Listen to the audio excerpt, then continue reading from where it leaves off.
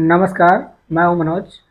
और अभी जो आम पब्लिक है और आम पब्लिक के बजाय जो ये हमारे लोग हैं, लोगों में जो हिंदू धर्म के मानने वाले लोग हैं, उनमें बहुत कन्फ्यूजन है। वो इस बात को लेके इस बात कन्फ्यूज हैं कि जो दशहरा है और जो गांधी जयंती है वो दोनों एक ही दिन आ रहा है, और इसके लिए लोग अलग अलग तरीके का वीडियो बना रहे हैं, अलग अलग तरीके की रील बना रहे हैं, और लोग ये बोल रहे हैं, उनमें आपस में जो है संवाद करवा रहे हैं। वो ये पूछ रहे हैं कि पहले रावण का दशहरा मनाया जाएगा कि पहले गांधी जयंती मनाई जाएगी। बहुत सारे लोग इस बात पे भी नाखुश हैं कि अगर ये दोनों एक दिन नहीं आता तो हमें दो छुट्टियां मिल जाती। एक छुट्टी हमें 2 अक्टूबर के दिन मिलती और एक छुट्टी हमें दशहरा के दिन मिलती। अब ये दोनों कई बार क्या होता है कि एक साथ पड़ता है, कई बार क्या होता है कि ये दोनों अलग अलग तिथियों पे आते हैं। इसका इसका क्या मतलब है? इसका मतलब इसलिए है कि जो दशहरा होता है वो हिंदू कैलेंडर के हिसाब से मनाया जाता है और वो चंद्रमा की चाल पे डिपेंड करता है वो कैलेंडर। और जो 2 अक्टूबर है गांधी जयंती जो है वो ग्रेगियन कैलेंडर, जो अंग्रेजी कैलेंडर है, उसके हिसाब से मनाया जाता है, और इसीलिए उसकी तिथियां जो है दोनों की अलग अलग रहती हैं। ऐसा पहले कई बार हो गया है गांधी जी के पैदा होने के बाद में। हम रावण के पैदा होने की बात तो नहीं कर सकते क्योंकि हजारों साल पहले की बात है, लेकिन गांधी जी के पैदा होने के बाद में ऐसे कई साल आए हैं जब 2 अक्टूबर और दशहरा दोनों साथ साथ हुआ है। हमें ये सब बकवास सुनने के बाद में हमें ये नहीं करना चाहिए।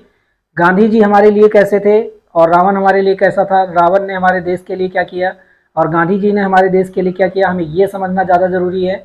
और बहुत सारे लोग गांधी जी को निगेटिव वे में भी बोलते हैं, क्योंकि ऐसे लोगों की कमी नहीं है। लोग नकारात्मक वे में भी ले जाते हैं उसको, और सकारात्मक वे में नहीं ले जाते हैं, केवल नकारात्मकता फैलाते हैं। और एक छोटी मोटी गलतियों की वजह से गांधी जी को लोग, हम बहुत सारे लोग गलत कहते हैं, बोलते हैं वो बहुत गलत थे और वो कैसे थे। तो आज हम इस वीडियो में रावण का भी बैकग्राउंड समझते हैं कि उसका बैकग्राउंड कैसा था और गांधी जी का बैकग्राउंड कैसा था।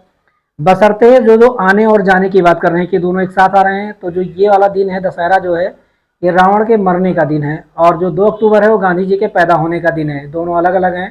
इस दिन गांधी जी पैदा हुए थे 2 अक्टूबर वाले दिन, और दशहरे वाले दिन गांधी जी, जो रावण था, माफ कीजिएगा, जो रावण था वो मर गया था या किसी के द्वारा मारा गया था। तो आज हम इन दोनों को समझते हैं और इनकी बैकग्राउंड को भी समझते हैं।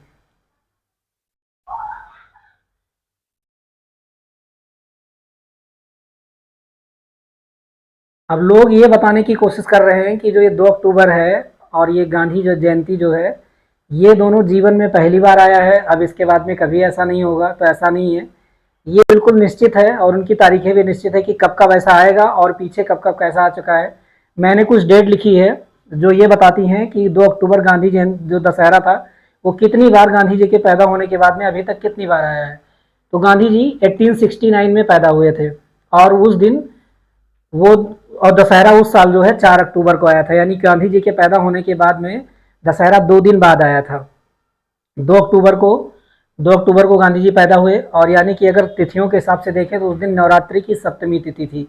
जिस दिन गांधी जी पैदा हुए वो नवरात्रि वाला महीना ही था, लेकिन वो दशहरा नहीं था। उस दिन जो है नवरात्रि की सप्तमी तिथि थी और इस दिन गांधी पैदा हुए थे।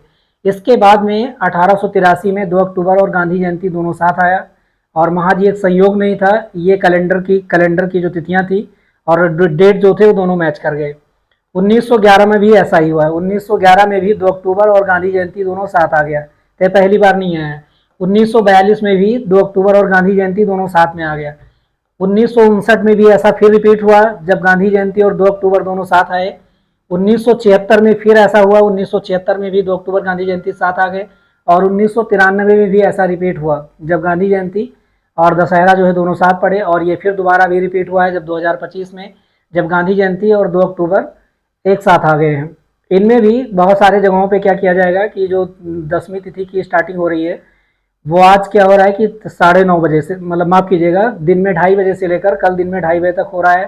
तो इसी बीच में हो सकता है बहुत सारे लोग ये 10वीं भी मना लें, और बहुत सारे लोग 2 अक्टूबर कल की डेट मनाएं और 10वीं जो आज सेलिब्रेट कर लें। तो इसमें भी पूरे भारत में दो स्थितियां अभी भी रहेंगी, लेकिन ज़्यादातर लोगों का मानना ये है कि 2 अक्टूबर और दशहरा जो है वो एक साथ है, तो ये पहली बार नहीं आया। अब इसके लिए बहुत सारे लोग बहुत सारे फ़ोटो का निर्माण कर रहे हैं, और वो इस तरीके की फ़ोटो है। एक तरफ जो है रावण है और एक तरफ जो है गांधी जी हैं। ये दोनों आपस में जो है बात कर रहे हैं। इनका बात करने का पर्पज़ यही है, ये बोल रहे हैं पहले हम हमारे लिए सेलिब्रेशन होगा कि पहले आपके लिए सेलिब्रेशन होगा। तो भारत में जो सेलिब्रेशन होता है वो रावण के लिए नहीं होता है, वो सेलिब्रेशन राम के लिए होता है और राम की विजय के लिए होता है। और जो 2 अक्टूबर में भी सारे लोग गांधी जयंती नहीं मनाते हैं। जो सरकारी कार्यालय हैं, जो सरकार है, क्योंकि ये जो फेस्टिवल है ये अपने देश का फेस्टिवल है, ये एक राष्ट्रीय त्यौहार है, नेशनल त्यौहार है, और इसको लोग देश के लोग मनाते हैं। और जो सरकारी कामकाज से लोग जुड़े हुए लोग हैं और जो राजनीति के लोग हैं, जो राजनेता हैं, बहुत सारे राजनीति के लोग हैं, जो ये समझते हैं कि इनसे हमें गांधी जी से फ़ायदा मिल जाएगा, वो लोग ये गांधी जयंती मनाते हैं। और जो दशहरा होता है वो हिंदू धर्म के मानने वाले तमाम सारे लोग मनाते हैं। तो दशहरा के मनाने वालों की जो संख्या है वो गांधी जयंती के मनाने वालों की संख्या से कहीं ज़्यादा है, क्योंकि वो धर्मों की चीज़ है और धर्मों को मानने वाले लोग अभी भी हमारे देश में बहुत ज़्यादा हैं। तो ये चीज़ें हैं। अब हम समझते हैं इनके बर्थ के बारे में, दोनों के बर्थ के बारे में समझते हैं।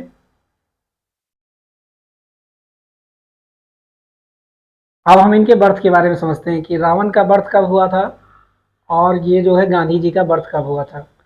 तो ये दोनों जो है, जो रावण का बर्थ डेट है ये तो पता कर पाना बहुत मुश्किल काम है, क्योंकि इसकी निश्चित तिथि अभी तक मालूम नहीं है।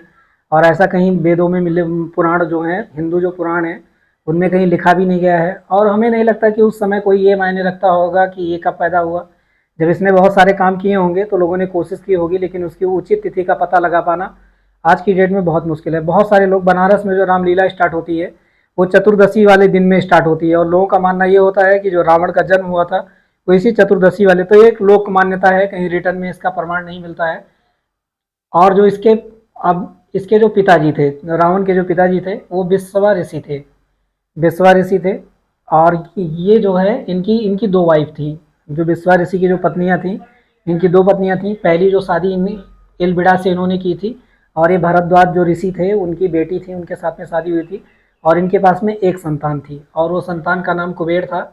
और ये कुबेर में इतने सारे लक्षण थे कि देवताओं ने क्या किया था कि इनको लंका का राजा बना दिया था, और ये लंका के राजा थे और ये रावण के बड़े भाई थे। उसके बाद में, कुछ दिनों के बाद में, जो राक्षस राक्षस जो राज था, राक्षसों का जो राज था, वो लोग जो डेवलप मानो थे, जो मतलब डेवलप मानो कर गए थे, जो मानो और आगे निकल गए थे, वो इनसे ज़्यादा शक्तिशाली प्रतीत होते थे, क्योंकि उनके दिमाग ज़्यादा अच्छे थे। लोगों ने पढ़ाई लिखाई जो करनी चालू कर दी थी, और लोगों को जो पिछला वाला पीरियड था जिसमें लोग योग विद्या, माया वाली जो शक्तियाँ लोगों के पास में थी, वो उनकी काम नहीं कर रही थी। तो जो इनका नाना था, रावण का जो नाना था, उसका नाम जो है सुमाली था। उस सुमाली ने क्या किया, अपनी बेटी से ये बोला कि अगर हमें इन राक्षस जाति पे बहुत सारे संकट थे, उस राक्षस जाति को अगर बचाना है तो हमें कुछ उपाय करना पड़ेगा, और इन राक्षसों को हमें सेव करना पड़ेगा, कहीं ऐसी जगह लेके जाना पड़ेगा जहाँ पे सुरक्षित रहे और इनका विकास हो। और उस समय जो पृथ्वी पे सबसे संपन्न जो नगरी थी, भारत के आसपास में जो नगरी थी वो लंका थी, क्योंकि वहाँ पे सोने सोने चांदी से बनी बिल्डिंगें थी और बहुत सारे वैभव थे, तो उसके ऊपर हर किसी की निगाह थी। अब जो आम इंसान तो वहाँ तक जा नहीं सकता था, क्योंकि जाने के लिए समंदर को पार करना पड़ता, और समंदर को पार करना इतना आसान नहीं था। उसके लिए या तो किसी दैवीय शक्ति की जरूरत थी, या तो किसी ऐसी टेक्नोलॉजी की जरूरत थी जिससे वाला जाया जा सके। तो इन्होंने क्या किया, जो कैकेसी थी, इनकी बेटी थी, इन्होंने जुगाड़ लगाया कि जब ये ऋषि जो हैं, विश्रवा जो ऋषि हैं, इनके इनके पैदा इनसे ऐसा बेटा पैदा हो सकता है जो वहाँ का राजा बन सकता है, तो हम भी ऐसा जुगाड़ लगाएं कि हमारे भी खानदान से अगर कोई ऐसा बेटा पैदा हो जाए तो उससे वो भी लंका का राजा बन पाएगा, और वो हमारी जो ये राक्षस जाति है उनको सेव करने का काम करेगा। तो ये कैकेसी ने क्या किया, इनसे जो इनके पिता थे विश्रवा, उनके साथ में शादी की। और ये एक तरीके की नीति थी, ये पहले से बनाई गई प्लानिंग थी, जो राक्षस जातियों ने बनाई थी कि आप जाइए और उनको भड़काइए। और इनके साथ में इन्होंने गंधर्व विवाह किया। गंधर्व विवाह ऐसा किया होता है जिसमें कोई ज़्यादा रीति रिवाज नहीं होते हैं, मन से अगर स्वीकार कर लिया जाए तो उसको मान्यता मिल जाती है, और पत्नी के रूप में इसको स्वीकार कर लेते हैं। यहाँ पे ऐसा ऐसा ही हुआ। और इसके बाद में, इससे पहले ही जो जब कुबेर राजा बने तो उनकी जो माँ थी, उनकी माँ जो इलेबिडा थी, वो उनके साथ में ही लंका चली गई। ऋषि अकेले थे, और उसके बाद में इनकी शादी इनके साथ में हुई। इनके पास में भी कई सारी संतानें पैदा हुई। इसमें क्या था, रावण था, विभीषण था और शूर्पणखा था। शूर्पणखा जो थी इनकी इकलौती बहन थी, और दो इनके भाई थे, और ये ऐसे ऐसे करके इनकी संतानें पैदा हुई। इसके बाद में अब जो प्लेस है कि इसका रावण का जन्म कहाँ पे हुआ, इस चीज़ को लेकर जो है अभी बहुत सारा विवाद है, और ये चीज़ पता कर पाना बहुत मुश्किल है कि कहाँ पे हुआ था। क्योंकि जिस जो वाल्मीकि रामायण है वो सभी सबसे अथेंटिक बुक है, और उस समय वाल्मीकि जो लिखने वाले थे, जो ऋषि थे, वो वहाँ पे अवेलेबल थे। उन्होंने इसको त्रिकूट पर्वत पे लिखा है। अब त्रिकूट पर्वत जो बताया जाता है, उसका कहना था कि जो लंका थी उसी त्रिकूट पर्वत के ऊपर थी, लेकिन अब जो लंका है, जो अभी की लंका बताई जा रही है, वो त्रिकूट पर्वत पे है नहीं। तो बहुत सारे लोग ये कहते हैं कि त्रिकूट पर ये वाली लंका नहीं है, कोई और लंका थी। तो ये कह पाना बहुत मुश्किल है। लेकिन झारखंड में जहाँ पे देवघर है, जो शंकर जी का स्थान है, जहाँ पे आज लोग पूजा पाठ करते हैं, यहाँ पे भी एक त्रिकूट पर्वत है। तो बहुत सारे लोग ऐसा भी बोलते हैं कि रावण का जन्म जो है इसी के किसी एरिया के आसपास में रहा होगा। और नोएडा में एक जगह है बिसरखा, एक गांव है, वहाँ पे शंकर जी की मूर्ति है, उसकी उस गांव वाले पूजा करते हैं। और इस गांव की मान्यता है कि जो रावण था वो हमारे इसी एरिया का रहने वाला था, वो हमारा पूर्वज था। और जो उसके पिता थे विश्रवा जो ऋषि थे वो यहीं पे रहते थे, इसी आश्रम में रहते थे, यहीं पे पूजा पाठ करते थे। और जो रावण जो था यही पैदा हुआ था। और वो लोग रावण का दहन नहीं करते, वो लोग राम की पूजा भी नहीं करते, वो रावण के मंदिर में जाते हैं और रावण की पूजा करते हैं। तो ऐसा कह पाना कि रावण जो है रावण की पूजा कोई नहीं करता, ये बहुत गलत है। और वो गांव के लोग ये मानते हैं कि वो जो बहुत ज्ञानी आदमी था और शंकर का वो भक्त था, इसीलिए उसका पूजा करना बहुत अनिवार्य है और वो हमारे पूर्वज से भी हो सकता है। लेकिन ये एक तरीके की लोक मान्यताएं हैं, इसकी कोई अथेंटिसिटी नहीं है, कोई अथेंटिक नहीं है, कोई अथेंटिक बुक नहीं है जिनकी वजह से ये माना जाए कि जो बिसरखा गांव है, जो रावण का गांव है, वही जो है उसका रावण का घर था। तो ये कहना भी अनिश्चित है। बहुत सारे लोग इसको नेपाल में भी बताते हैं। नेपाल में जो महासिद्धेश्वर जो मंदिर है, वहाँ पे रावण ने क्या किया था, तपस्या किया था। तो बहुत लोग ये मानते हैं कि इसी के आसपास के एरिया में रावण कहीं ना कहीं पैदा हुआ होगा, तभी तो यहाँ पे उसने तपस्या की होगी। अब ये बात सही भी हो सकती है और गलत भी हो सकती है। तो इसके जन्म स्थान के बारे में लेकिन इतना जरूर लिखा हुआ है कि इसका जन्म जो है लंका में त्रिकूट पर्वत पे हुआ था। लेकिन उस त्रिकूट पर्वत का पता लगाना आज के दिन में बहुत मुश्किल काम है। अब हम समझते हैं गांधी जी। गांधी जी का जो जन्म हुआ था, उनकी जन्म तिथि पता है लोगों को। और अभी भी हमारे समाज में ऐसे बहुत सारे लोग हैं जो आज भी पैदा हो रहे हैं, उनकी जो एक्चुअल जन्म तिथि का पता लगाना बहुत मुश्किल काम है। लेकिन गांधी जी की जो जन्म तिथि थी, इनके कामों की वजह से लोगों ने फोकस करना चालू किया। और इनका जो परिवार था वो बहुत पढ़ा लिखा परिवार था, वो अनपढ़ परिवार से नहीं थे और बहुत ज़्यादा गरीब परिवार से वो नहीं थे। तो इसीलिए इनकी जन्म तिथि पता है। इनका जन्म सप्तमी तिथि हमने बताया 2 अक्टूबर 1869 में हुआ था, ये इनका जन्म दिवस था। और इनके जो फादर थे वो करमचंद गांधी थे। अब करमचंद गांधी जो थे, वो जो पोरबंदर नामक जो जगह थी, वहाँ की जो रियासत थी, उसमें वो मंत्री थे, मतलब दीवान थे। और दीवान का जो पद होता था वो जो मुख्यमंत्री जैसा होता है, प्रधानमंत्री जो होता है, मंत्रियों का जो सेनापति होता है, उस टाइप की नौकरी वो राजा के दरबार में करते थे। और उनकी सैलरी जो है नहीं पता चल पाती कि कितनी थी, क्योंकि उस ज़माने में रियासत जितनी बड़ी होती थी उतनी ज़्यादा उन लोगों की सैलरी होती थी। अगर रियासत छोटी है तो सैलरी कम होगी, अगर रियासत बड़ी होगी तो सैलरी ज़्यादा होगी। अब ये जो है, इनकी माता कौन थी, पुतलीबाई थी। अब ऐसे ही जो ये इनके पिता थे करमचंद गांधी, करमचंद गांधी जो है एक वैश्य परिवार से थे। तो इनका नौकरी पेशा करना, व्यापार करना इनका जो पेशा था। लेकिन ये भी वैश्य परिवार से ही थी, पुतलीबाई भी जो वैश्य परिवार थी। लेकिन इनका जो परिवार था वो जो है बहुत संत स्वभाव का था, शांत स्वभाव का था। वो लोग पूजा पाठ करने वाले लोग थे और इनकी माता भी इसी तरीके से थी। अब इनके भी कई सारी संतानें हुई। एक लक्ष्मी दास थे, अमरदास गांधी थे, रघुनाथ दास गांधी थे। और पुतलीबाई एक बेटी बहन भी हुई इनके पास में एक बहन भी थी, इकलौती बहन थी।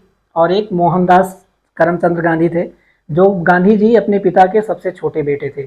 तो इनका स्थान जो है सबसे बाद में हुआ था। अब दोनों का अगर हम कंपेरिजन करें, अगर मेरा मन कहता है कि मुझे कंपेरिजन करना चाहिए, जो ऋषि विश्वामित्र का जो सबसे छोटा बेटा था वो कौन था, वो बेटा था विभीषण। और विभीषण विभीषण भी शांत स्वभाव का था, लेकिन वो अपने पिता पे गया था, उसके पिता के लक्षण उसके अंदर आए थे। लेकिन यहाँ पे जो गांधी जी थे वो सबसे छोटे बेटे थे और वो भी बहुत शांत स्वभाव के थे। उनके अंदर जो लक्षण आए थे वो उनकी माता से आए थे, यानी उनके मामा के यहाँ का, उनका जो ननिहाल था वहाँ का इम्पैक्ट था। और जो विभीषण जो रावण था उसके ऊपर कहाँ का इम्पैक्ट था, उसको अपने मतलब मामा के यहाँ, नाना के यहाँ का इम्पैक्ट था।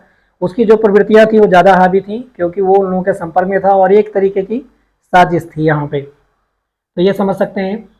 गांधी जी के जो बेटे थे वो 4 बेटे थे, हरि, मणि, रामदास और देवदास। इनमें से जो हरिलाल गांधी थे, हरिलाल गांधी जो थे, मणिलाल जो थे, ये सबसे बड़े बेटे थे इनके। और इनके साथ में क्या हुआ था कि, माफ़ कीजिएगा, जो हरिलाल बेटे थे उनके सबसे बड़े बेटे थे। और इनके साथ में गांधी जी के कुछ दिनों बाद में उनके संबंध खराब हो गए थे। लोग ऐसा बताते हैं कि उनके साथ संबंध खराब थे। उसका रीज़न क्या था कि वो पढ़ना चाहते थे, लॉ की डिग्री लेना चाहते थे, बैरिस्टर बनना चाहते थे और इंग्लैंड जाना चाहते थे। बहुत सारे लोग इसके बहुत सारे तर्क देते हैं, लेकिन गांधी जी इस चीज़ के खिलाफ थे। उसका मतलब था कि आपने तो जाके वहाँ पढ़ लिया, लेकिन हमें क्यों नहीं जाने दे रहे हो। लेकिन गांधी जी इसके खिलाफ थे। अब गांधी जी क्या करते थे, स्वदेशी के लिए मार्केट में, ये समाज में उतरे थे। अगर वो चला जाता इंग्लैंड में पढ़ाई करने के लिए और स्वदेशी चीज़ों की बात करते, उससे क्वेश्चन लोग पूछते कि आप अपने बेटे को इंग्लैंड पढ़ा रहे हो और यहाँ के लोगों को ये बोल रहे हो कि आप स्वदेशी अपनाओ। बहुत साल तक था। बाद में ये बेटा जो है बहुत सारा मतलब शराबी निकल गया, शराब पीते पीते गांधी जी से पहले इसकी मौत भी हो गई। और इसने, लोग कहते हैं कि इसने मुस्लिम धर्म भी अपना लिया था और इसको अब्दुल्ला के नाम से जाना गया था, यानी कि इसका अब्दुल्ला नाम था। और अब्दुल्ला के नाम से कुछ दिन तक बाद में इसने फिर रिटर्निंग मार दी और फिर से दोबारा हिंदू धर्म में आ गए। इसके लिए इसकी माता जो थी, जो इसकी माता थी, वो बहुत पैनिक रहती थी, पेन में आ गई थी कि मेरा बेटा ऐसा हो गया, ऐसा हो गया।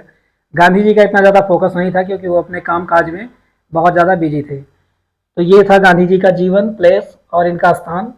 अब ये समझते हैं कि इनकी दोनों की एजुकेशन कैसे कैसे थी, मतलब रावण ने कैसे पढ़ाई की थी और गांधी जी ने कैसे पढ़ाई की थी। तो जो रावण था, इसका जो प्राइमरी एजुकेशन हुआ था वो उसके पिताजी के पास में ही हुआ था, क्योंकि जब ये छोटा था तो अपने पिता के पास में था।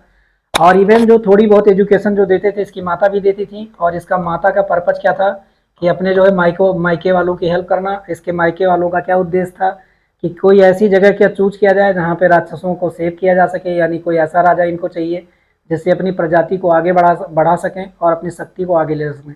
बहरहाल इस मामले में भी ये लोग गलत नहीं थे, अपनी प्रजाति को आगे बढ़ाना और समाज का उत्थान करना ये गलत नहीं था, इनकी सोच भी गलत नहीं थी। और इनकी जो सेकेंडरी एजुकेशन जो हुई वो क्या हुई, इनकी माता के थ्रू हुई। अब इनकी माता क्या पढ़ा रही थी, इनको राजा बनने के लिए प्रेरित कर रही थी। इनके पिता ये नहीं चाहते थे क्योंकि वो एक ऋषि थे और उनका काम काज जो था तपस्या करना था, पूजा करना था। आश्रम थे, वो अपने जो उनके साथ में रहने वाले लोग थे वो उनसे शिक्षा ग्रहण करते थे। बहरहाल जब इनकी माता के साथ में शादी की हुई थी तो बहुत सारे लोग इनका साथ छोड़ के चले गए थे। अब जो रिसर्च किया रावण ने वो कहाँ पे किया, वो हिमालय पर्वत पे किया। और किसका रिसर्च किया, जो सबसे बड़ी शक्ति उस टाइम पे थी वो शिव थी। और आज भी लोग कहते हैं कि सबसे बड़ी शक्ति जो है शिव है, तो शिव की आराधना की और इसने पावर गेन की जिससे इसे कोई ना मार पाए और इससे किसी को खतरा ना रहे। अगर ये राजा आने वाले दिनों में बन भी जाए तो इसने अपना रिसर्च किया था शिव पे। और रिजल्ट क्या हुआ, इससे क्या फ़ायदा मिला, किंग ऑफ लंका। और ये लंका का राजा बन गया और इसके पास में इसका वो उस समय का सबसे धनी साम्राज्य इसके अंडर में हो आ गया। अब गांधी जी की जो एजुकेशन थी, प्राइमरी एजुकेशन इनके घर के आसपास में हुई, प्राइमरी स्कूल में हुई। प्राइमरी एजुकेशन इनकी, जहाँ पे इनका पोरबंदर में इनका घर था, कठियावाड़ा जो जगह है वहीं पे इनका स्कूल भी था। और दूसरी जगह सेकेंडरी एजुकेशन जो हुई 1887 में इन्हें राजकोट में कंप्लीट किया। राजकोट कैसे चले गए, इनका परिवार जो ये दीवान थे इनके पिताजी, उन्होंने अपनी जॉब चेंज करी और राजकोट जो दूसरी वाली जो रियासत थी उन्होंने वहाँ पे नौकरी की। नौकरी करने की वजह से इनका परिवार एक जगह से दूसरी जगह मूव कर गया, तो गांधी जी सहित ये लोग यहाँ चले गए। और हायर एजुकेशन यानी जो इनकी डिग्री कॉलेज वाली पढ़ाई थी 1888 में लंदन गए। और ये इतने गरीब परिवार से नहीं थे, इनके पास में इतना तो जुगाड़ था कि ये विदेश जाके पढ़ सकें, इतने पैसे तो थे। और उसके बाद में इन्होंने 12 लाख की परीक्षा यहाँ पे पास की और इन्होंने यहाँ पे अंग्रेजी सीखी, इंग्लिश भाषा का ज्ञान अर्जित किया। फिलॉसफी, जो दक्षिण भारत के जो दर्शन थे, अपने देश का दर्शन तो ये जानते ही थे पहले से, और ये दर्शन इनको अपने माता के थ्रू ही मिल चुका था। और जो पॉलिटिक्स थी, ये राजनीति भी इन्होंने यहीं पे सीखी जाके इंग्लैंड में ही। और लॉ की पढ़ाई भी की इन्होंने, कानून की भी पढ़ाई की। और रिजल्ट क्या रहा कि ये राष्ट्रपिता बने और देश को आज़ाद करवा पाए। ये दो इनके रिजल्ट रहे गांधी जी के, जो इन्होंने अपने जीवन में उपलब्धि हासिल की, ये रहे। आगे देखते हैं कि इन दोनों ने अपने अपने जीवन में संघर्ष क्या किया, मतलब क्या क्या स्ट्रगल रहा इनके जीवन में। सबसे पहले हम रावण का स्ट्रगल समझते हैं। रावण ने भी, ये कह देना बहुत गलत है कि कोई अपनी शक्ति जो है एकाएक स्थापित कर लिया। जो कुबेर था वो गंधर्व था, गंधर्वों का राजा था। गंधर्वों को हटा के और वहाँ का लंका का राजा जाके बन जाना इतना आसान नहीं था। उन्होंने जो हथकंडे उसके लिए चाहिए थी, जो शक्ति चाहिए थी। बहरहाल क्या किया कि कुबेर ने रावण के साथ में लड़ाई नहीं करी थी, क्योंकि कुबेर को मालूम था कि रावण से अगर मैं इतनी शक्ति अर्जित कर ली है इसने, कि अगर मैं इसके साथ लड़ूंगा तो हार जाऊंगा। और उसे जीतने के लिए उनको समय का इंतजार करना था। और उन्होंने कुर्सी छोड़ दी और बोला कि भाई आप जो है इस कुर्सी पे बैठ जाइए। और जो उनके खास लोग थे, अब पूरी पब्लिक को लेके तो नहीं चले गए होंगे, लेकिन जो उनके खास पास के रहने वाले लोग थे उनको लेके लंका से वो बाहर निकल गए। तो और रावण ने कई सारे युद्ध लड़े। इसमें था जो सागर के पुत्र थे, राजा सागर के 60,000 पुत्रों को इन्होंने क्या कर दिया, पराजित कर दिया, हरा दिया। तो इतना आसान नहीं था, क्योंकि राजा सागर जो है खुद इतने शक्तिशाली थे और इनकी लड़कों की जो संख्या थी वो 60,000 थी। खुद इनके लड़के जो थे वो 60,000 थे। अब इनकी सेना कितनी बड़ी रही होगी इसका अंदाजा लगाना बहुत मुश्किल है। असुर और देवताओं के जितने भी युद्ध हुए उनमें रावण सब में जीत गया। इसके बेटे ने इंद्र को पराजित कर दिया। बहुत सारे देवताओं को इसने बंदी बना लिया। मतलब ब्रह्मांड जो है इसके हिसाब से चलेगा, सूर्य का मूवमेंट इसके हिसाब से होगा, हर ग्रह नक्षत्र अपने हिसाब से काम करेंगे। शनि को इसने इसलिए बंदी बनाया था कि उसके कुंडली में लिखा हुआ था, जो मेघनाथ था, कि इससे इसका प्रकोप होगा और उस प्रकोप से बचाने के लिए शनि को बंदी बना दिया। जब उसको बंदी बना के रखूंगा तो कैसे प्रकोप करेगा। इसने जो है भगवान शिव से भी लड़ाई की, लेकिन ये क्या किया, हार गया। ये बाली जो बलि था, राजा बलि जो पृथ्वी पे रहने वाला राजा था, उनके साथ में भी रावण ने लड़ाई की लेकिन हार गया। इसका जो पड़ोसी राजा था, राजा बाली, जो वानरों का राजा, जिनके वानरों का राजा जिसको बोलते हैं, ऐसे मनुष्य जिनके पास में पूछे थे। वानर का मतलब होता है जंगलों में रहने वाले मनुष्य, ना कि बंदर। अब जो सहस्त्रबाहु अर्जुन था, ये वो अर्जुन नहीं गीता वाले, क्योंकि गीता उस समय हुई नहीं थी, अर्जुन महाभारत काल आया नहीं था। लेकिन सहस्त्रबाहु अर्जुन जो राजा थे, इनसे भी ये हार गया था। और हनुमान से भी लोग बताते हैं कि 2 बार रावण जो है हार चुका था। तो इसके जीवन में भी बहुत सारे संघर्ष रहे और रावण ने बहुत सारे संघर्ष झेले। ये सबसे तो नहीं जीत पाया और मानवों से इसकी लड़ाई थी नहीं। अब जो लंका थी वो एक सेफ जगह थी, पानी के अंदर थी, आदमी वहां पे पहुंचेगा नहीं, क्योंकि चारों तरफ से समंदर से वो घिरी हुई है, एक टापू है। दूसरी तरफ क्या था कि ऊपर से कोई आ सकता है, जब कोई दैवीय शक्ति होगी तो ऊपर से आएगी। तो देवताओं को ऑलरेडी हरा चुका था, तो इसे किसी से डर नहीं था। आसपास के लोगों से बाली से ये हार गया था, अपने जो इनके पास पास के राजा थे, बाली से ये हारा हुआ था। अब गांधी जी के स्ट्रगल को समझते हैं। गांधी जी का जो स्ट्रगल था वो किस लिए था। इसका स्ट्रगल राजा बनने के लिए था, लेकिन गांधी जी का जो स्ट्रगल था वो राजा बनने के लिए नहीं था। राजा नहीं बनना चाहते थे गांधी जी। गांधी जी जब वहाँ से पढ़ाई करके आए थे तो आमतौर पे वो एक वकील के पेशे में आए थे। और जो वहाँ के उनके पोरबंदर में, जो उनके पास में छोटी राजकोट के आसपास में जो छोटी कोर्ट थी, वहीं पे वो नौकरी के लिए लग गए थे, काम काज करने लगे थे। और धीरे धीरे करके उनका पेशा जो था वही था। इनका स्ट्रगल फ्रीडम से था, मतलब देश को स्वतंत्र कराने के लिए था।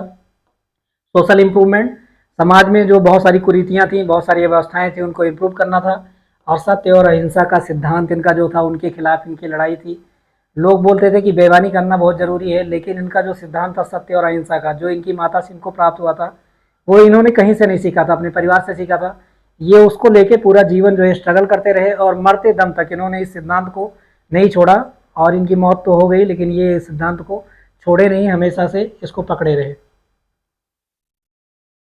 अब गांधी जी के स्ट्रगल को समझते हैं एक बार कि गांधी जी का कैसा कैसा स्ट्रगल था। इन्होंने क्या किया कि एक अब्दुल्ला नाम के दादा अब्दुल्ला थे, जो कि व्यापार करने वाले लोग थे। और वो क्या किए कि उनको समस्या थी अफ्रीका में, वो अफ्रीकन कंट्री में व्यापार करते थे। और वो मुकदमा लड़ने के लिए, अपना खुद का मुकदमा लड़ने के लिए गांधी जी को अफ्रीका लेके चले गए। ये अफ्रीका जाने का जो 1893 में अफ्रीका गए और इन्होंने वहाँ पे बहुत सारा संघर्ष किया। जब ये वहाँ पे गए, केस तो लड़ा और केस ये जीत भी गए, लेकिन इनके साथ में वहाँ पे एक इंसिडेंट हुआ। और ये जो वहाँ पे जो इनके लिए संघर्ष चला, किसके लिए था, भारतीय व्यापारियों के लिए था और यहाँ के मजदूरों के लिए था। आज भी जब लोग विदेश जाते हैं तो किस लिए जाते हैं, या तो मजदूरी करने के लिए जाते हैं या तो व्यापार करने के लिए जाते हैं। कोई भी इंसान किसी भी देश में सरकारी नौकरी करने के लिए नहीं जाता। हाँ, ये ज़रूर है कि जो मंत्रालय हैं और जो यहाँ के जो मेंबर्स जो रहते हैं, सरकारी मेंबर्स जो रहते हैं, दूतावास जो हमारा है, उसमें कुछ एम्प्लॉय काम करते हैं, लेकिन वो वहाँ रहते हैं, केवल वहाँ के लिए काम नहीं करते, उस देश के लिए काम करते हैं। ज़्यादा दिक्कत होगी तो वहाँ से वापस लौट आएंगे वो लोग। तो यही 2 वजह है। और इनमें क्या होता था कि इनके साथ में भेदभाव होता था। ये लोग काम तो करते थे, वहाँ पे काम करते थे, मजदूरी करते थे, लेकिन इनके पास में नस्लीय भेदभाव होता था। गोरा काला वाली भावना थी, भारतीयता की भावना थी कि आप लोग भारत के लोग हैं। और इन्होंने क्या किया, यहाँ पे 2 चीज़ें, सत्याग्रह आंदोलन इन्होंने यहीं से शुरू किया था। और ये क्या कि इनका सिद्धांत क्या था कि नॉन वायलेशन, यानी कि अहिंसा नहीं होगी। और इसको करते करते ये चीज़ें इन्होंने वहाँ की। और इनके साथ में क्या इंसिडेंट हुआ, 1893 में एक रेलवे स्टेशन था, प्रोटेरिया रेलवे स्टेशन पे इनको ट्रेन में नहीं बैठने दिया गया और उससे उतार के इनको नीचे डाल दिया गया, नीचे धक्का मार दिया गया। लोग अलग अलग तरीके से रिप्रेजेंट करते हैं, लेकिन उस जो फर्स्ट क्लास की एसी की बोगी थी उसमें गांधी जी को नहीं बैठने दिया गया, वहाँ से उतार दिया गया। और ये समझ गए और इन्होंने यहाँ पे इम्प्रूवमेंट भी किया। 1906 से 1913 तक सत्याग्रह आंदोलन के माध्यम से भारतीयों के अधिकारों को, जो उनके राइट्स होने चाहिए, अगर वहाँ के लिए काम कर रहे हैं, वहाँ के लिए व्यापार कर रहे हैं, तो उनको राइट्स मिलना चाहिए, और इन्होंने दिलवाया भी। तो इनका पहला संघर्ष था। उसके बाद में 1915 में ये भारत आ गए। भारत आने के बाद में जो सिद्धांत इन्होंने डेवलप किया था और जो इनके जीवन में घटित हुआ था, ट्रेन से उतारे गए थे, ये उनके मन में बात बैठ गई। और यहाँ पे पहले से अंग्रेजों की सरकार थी और उसके विपक्ष में बहुत सारे आंदोलन हो रहे थे, लोग उसका विरोध कर रहे थे और गांधी जी भी उसी में सम्मिलित हो गए। इन्होंने बहुत सारे 1915 के बाद में, भारत आने लौटने के बाद में, स्वतंत्रता संग्राम तक, यानी 1947 तक बहुत सारे आंदोलन किए और सबसे पहला इनका जो आंदोलन था 1917 में चंपारण का सत्याग्रह आंदोलन था। ये किस लिए था? ये जो किसान थे उन पे जमींदार जो है बहुत ज़बरदस्ती करते थे। अगर फसल चाहे पैदा हो चाहे ना पैदा हो, जिनको थोड़े खेत दिए गए हैं उनसे लगान वसूली करना, उनके साथ बहुत ज़्यादा ज्यादती करना, मजदूरों जैसा व्यवहार करना, उसके लिए चंपारण का सत्याग्रह आंदोलन गांधी जी का था। अगला जो था वो खेड़ा का सत्याग्रह आंदोलन 1918 में था। ये किस लिए था? किसानों की कर माफ़ी के लिए था। किसानों को चाहे कुछ पैदावार हो या ना हो, उन पे कर लगाए जाएंगे और इसके खिलाफ इन्होंने आंदोलन छोड़ा। अगला जो नॉन कोऑपरेटिव मूवमेंट 1920 से 1922 तक ये चला, ये अंग्रेजों के खिलाफ जो लोगों का जो असहयोग आंदोलन था गांधी जी का, ये इनके जीवन का संघर्ष था। इन्होंने यह आंदोलन और सारे आंदोलन लगभग इन्होंने साल्ट मार्च और दांडी मार्च जिसको बोलते हैं, और जो लाठी पहली बार गांधी जी के हाथ में आई वो इसी दांडी मार्च के समय आई, और इसमें बहुत दूर तक इन्होंने पैदल चला। एक दिन में कई किलोमीटर तक ये पैदल चलते थे। उस समय इनकी उम्र जो थी 60 साल की थी, और इसीलिए लोगों ने इनको लाठी थमा दिया कि लाठी के सहारे ज़्यादा चल सकते हैं, लड़ाई झगड़े के लिए नहीं था। और ऐसा नहीं है कि जब ये आंदोलन हुए तो कहीं पे अहिंसा नहीं हुई, अहिंसा हुई। जैसे कि चौरी चौरा में, वहाँ पे जब इनके लोग आंदोलन कर रहे थे तो पुलिस वालों ने रोकने की कोशिश की, और बहुत सारे इनके लोगों ने क्या किया कि पुलिस जला दिया और बहुत सारे चौकी को जला दिया, और बहुत सारे लोग जो है यहाँ पे मारे गए, और ये आंदोलन ये थम गया। गांधी जी को कैद कर दिया गया। जब भी आंदोलन अहिंसक होगा तो पक्का है कि सरकार उस पर एक्शन लेगी, और जब तक आंदोलन अहिंसक नहीं होगा तो हो सकता है कि बात सुन ली जाए। क्वाइट इंडिया मूवमेंट 1942 से ब्रिटिश शासन को भारत छोड़ने के लिए जो आंदोलन किया, ये आंदोलन भी इनके संघर्ष का हिस्सा था। ऐसे ऐसे करके गांधी जी ने बहुत सारे आंदोलन किए, और सारे आंदोलन लगभग अहिंसक थे। इन्होंने बहुत सारे आंदोलन जो है व्यक्तिगत और सामाजिक संघर्ष के लिए किया। गांधी जी कई बार जेल गए, लेकिन जेल में जाने के बाद में इन्होंने वहाँ का खाना नहीं खाया। और जब ये जेल क्यों गए? जब ये आंदोलन कर रहे थे उसी समय ये जेल गए। जेल जाने के बाद में इन्होंने जेल में भी अपना आंदोलन जारी रखा, और जब कई बार ये बीमार पड़ गए और लोग अंग्रेजों की सरकार ने ये सोचा कि इनकी मौत इसके अंदर हो जाएगी तो आंदोलन और ज़्यादा भड़क जाएगा, तो इनको वहाँ से छोड़ दिया गया। इवन कई जगह ये भी जिक्र आता है कि इनकी जो पत्नी थी उनका भी देहांत इसी जेल में जाने की वजह से हुआ था। बाद में वो भी इनके आंदोलन के साथ में शामिल हो गई थी, और इन्हीं के साथ में आश्रमों में रहने लगी थी। और जब वो लास्ट में गई तो वो भी जेल के अंदर खाना पीना नहीं खाती थी, क्योंकि वो खाना इतना शुद्ध नहीं था जो ये दैनिक जीवन में लोग इस्तेमाल करते थे। वो भी खाना पीना नहीं खाती थी। और ये जो इनके सिद्धांत पे अपने हमेशा अटल रहे, कभी नीचे नहीं आए गांधी जी। इन्होंने जातिवाद को मतलब बहुत विरोध किया गांधी जी ने, जातिवाद का। जो छुआछूत की ये भावना थी उसका भी विरोध किया गांधी जी ने, और समाज में बहुत सारी जो बुराइयां थी उनका भी। और ये पूरे जीवन अपने सत्य और अहिंसा के मार्ग पर अडिग रहे, कभी चेंज नहीं हुए।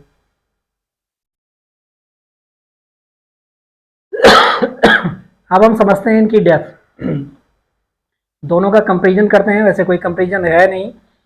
रावण की जो मृत्यु हुई वो राम के द्वारा हुई, और जो गांधी जी की मृत्यु हुई वो नाथूराम गोडसे के द्वारा हुई। और इसकी मृत्यु की जो तिथि थी वो 10वीं तिथि थी, त्रेता युग का समय था ये। और इनकी मृत्यु की तिथि 30 जनवरी 1948 में इनकी मृत्यु हुई। तो ये दोनों इस दिन में मारे गए। इनका मारे जाने का क्यों मारे गए, राम ने रावण को क्यों मारा, उसका एक ही रीजन था। वही काम शूर्पणखा ने किया जो उसकी माता ने बहुत साल पहले ऋषि विश्वा के साथ में किया था। हो सकता है, मेरा मानना है, ऐसा कहीं रिटर्न में नहीं मिलता है, मेरा मानना है कि हो सकता है किसी ने उसको ऐसी प्रेरणा दी हो कि जो अभी की जो मॉडर्न सिस्टम है, अब जो ये रावण था ये किससे नहीं जीत पाता था, मानवों से। और ऐसे डेवलप्ड मानव जिनके साथ में अगर शादी करा के उनके साथ में अगर बच्चे पैदा किए जाएं तो हो सकता है उनसे जीतने में वो लोग सक्षम हो जाएं। तो इसकी बहन ने, शूर्पणखा ने, जो उनके पिता की सबसे छोटी बेटी थी, वो यहाँ पे गई और ऋषि के फॉर्म में जो है राम यहाँ पे अवेलेबल थे, उनसे शादी करने की डिमांड की। और जो ऋषि विश्वा तो वहाँ पे मान गए थे कैकेसी की बात, लेकिन राम ने ये बात नहीं मानी, और यही विवादों की जड़ थी। अगर रावण की गलती यहीं से शुरू हुई। अगर वो बहुत ज़्यादा ज्ञानी था, उसके पास बहुत ज़्यादा ज्ञान था, उसने शूर्पणखा से ये क्यों नहीं पूछा कि आपने ऐसा क्यों किया, आपकी क्या डिमांड थी। और उसके बदले में जब इसने मतलब आक्रोश जाहिर किया, झपट्टा मारा, क्योंकि वो ये दैवीय लोग थे, ये लोग तपस्या करने वाले लोग थे, इनके पास में राक्षसी शक्तियाँ थी, तो लक्ष्मण ने उसका विरोध किया और उसके बहुत सारे अंग काट दिए। लड़ाई झगड़े में तो अंग कटने स्वाभाविक हैं। और जब वो लंका लौटी तो उसको ये हो गया कि इन्होंने हमारी बेइज्जती की है। उसने कुछ सेनाएं भेजी, अपने भाइयों को भेजा, लेकिन वो जीत नहीं पाए इनके साथ में। और बाद में उन्होंने क्या किया, सीता का हरण कर लिया।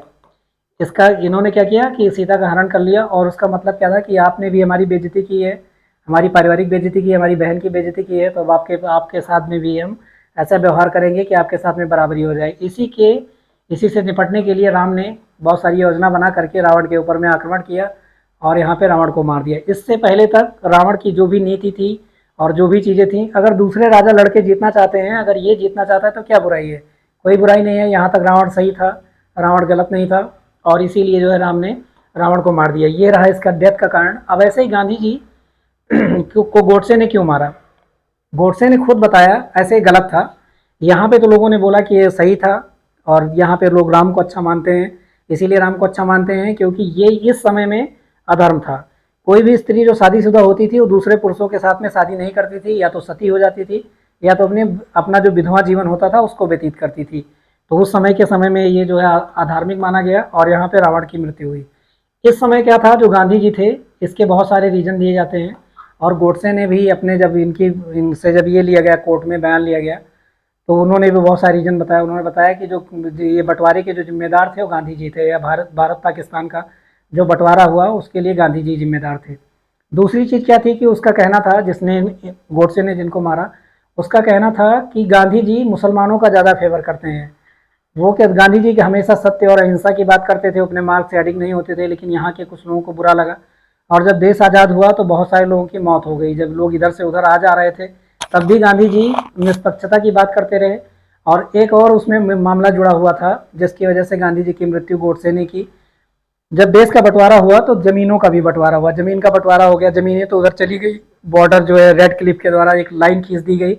लाइन जमीन से नहीं, हेलीकॉप्टर से खींची गई, ऊंचाई से, जहाज से बता दिया गया कि आपकी सेना, आपका देश कहाँ तक है और उसका देश कहाँ तक है। लेकिन पाकिस्तान ने क्या किया कि जो अपना स्वतंत्र राज्य चाहता था जम्मू कश्मीर, वहाँ पे हमला किया, और यहाँ पे संपत्ति का भी बंटवारा हुआ, और वो संपत्ति की राशि थी 75 करोड़, 75 करोड़ के आसपास में थी। 75 करोड़ के आसपास में वो राशि थी, और भारत की सरकार ने 20 करोड़ रुपए पाकिस्तान को पहले से दे दिए थे, और 55 करोड़ रुपए देना बाकी थे। जब अब 55 करोड़ देने से सरकार मुकर गई। सरकार ने क्या किया, जब उन्होंने हमला करना चालू कर दिया और दुष्टता, जैसे ही देश आज़ाद हुआ तुरंत हमले करने चालू कर दिए, तो यहाँ की सरकार नाराज हो गई, उन्होंने बजट को रोक दिया। और सरकार का कहना यह था कि अगर हमने बजट इनको पैसे दे दिए तो उसका इस्तेमाल वो लोग लड़ाई में करेंगे और कश्मीर को आसानी से जीत लेंगे।